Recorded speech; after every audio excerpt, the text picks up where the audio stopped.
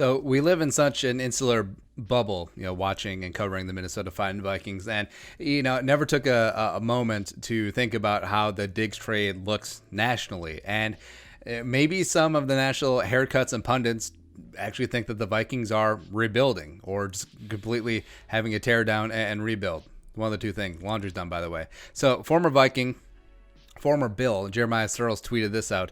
Quote, Vikings are going for the rebuild now, stockpile picks for the future. Also, in my opinion, the Bills were going to take a wide receiver in the first round anyway, so now they have a proven star wide receiver for at Josh Allen QB to throw to. Bills should be favored to win AFC East now.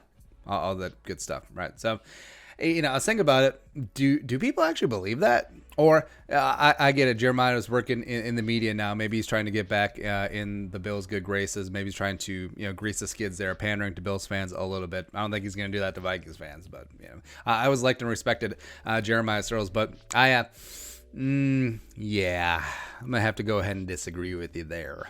Yeah, because you're telling me that clearing cap space by punting on veterans who are past their prime, like Xavier Rhodes, and again, respect where it's due, Linval Joseph, and then trading a complete malcontent Stephon Diggs, who's going to continue to be a problem and probably grow and be a larger problem for a fistful of draft picks, more premium than what you got for the Bercy Harvard trade, and like 10 times more premium what the Texans got for Nuke Hopkins, who is a much better player than Stephon Diggs. So you're telling me that, and then potentially tagging and trading the best free safety in the NFL as opposed to letting him go for nothing and waiting for that compensatory pick in 2021.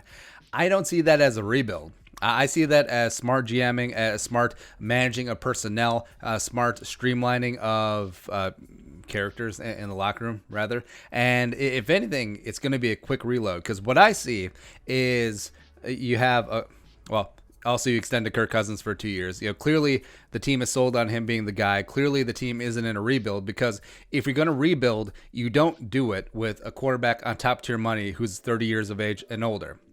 Just don't do that. You get a cheap veteran slappy, a la the Dolphins and Fitztragic last year, and then you try and bring in a young guy. I mean, that's how you do it. So there's other money elsewhere to free up. So you have monster cap space, so you can go into full rebuild. This team is not rebuilding. This is, at best, it's a retool / rebuild.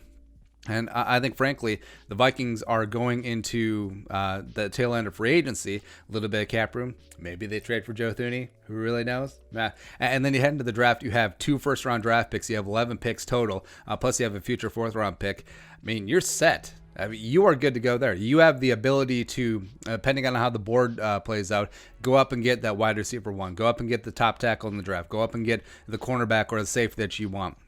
Vikings have a lot of flexibility there. And, frankly, I'm really happy with the offseason that they've had so far. Even though I love Stephon Diggs, I'm still not completely sold on Kirk Cousins, but the team it clearly hitched their wagon to him. So I would have been much more melancholy if they did nothing, stood pat, blah, blah, blah. So 2020 being a lost year. But from these moves, I'm thinking that Rick Spielman has been given assurances that he'll be here past 2020, because these are moves of a general manager who is going to have a little bit of staying power as opposed to a guy who's on the hot seat, a la what we initially thought. So I think I'm really pumped up with how the Vikings are maneuvering so far. Now, depending on who they get in the draft, it'll be another story, right? But they do have plenty of ammunition and draft capital to go after whoever they want. And I think 2020 could be a phenomenal year, because frankly, you look around the NFC North, I don't think teams have gotten a lot better. I think the Packers are still regressing along the straight line with Aaron Rodgers. I think the Lions are sort of I think the Bears